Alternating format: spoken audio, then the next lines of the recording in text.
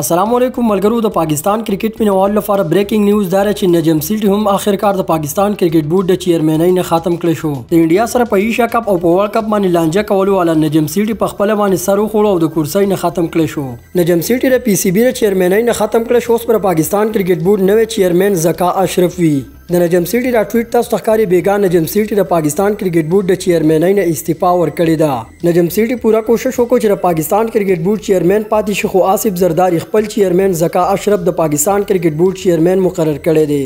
یقین وکړئ د دې ګنده سیاستدانانو د وجې پاکستان او پاکستان کرکټ بورډ غرق او تباه شو. د انډیا سره په ایشیا کپ او په ورلد کپ باندې کیس چلولو والا نجم سیټي په خپل د پاکستان کرکټ بورډ پی سی بی د چیرمنۍ نه ختم کړی شو.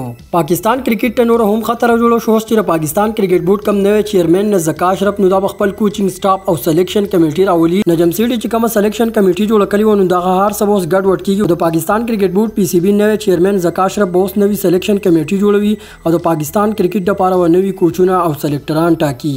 په اوس موجوده وخت کې نجم سیټي د پاکستان کرکټ بورډ یو ډیر زبردست چیرمن خو کرکټ یو ځل بیا سیاست ښکار شو. په پاکستان کې دا ډیر غلط قانون دی چې کومې پارټۍ حکومت راځي بس هم د چیرمن هم دغه د طرف وي.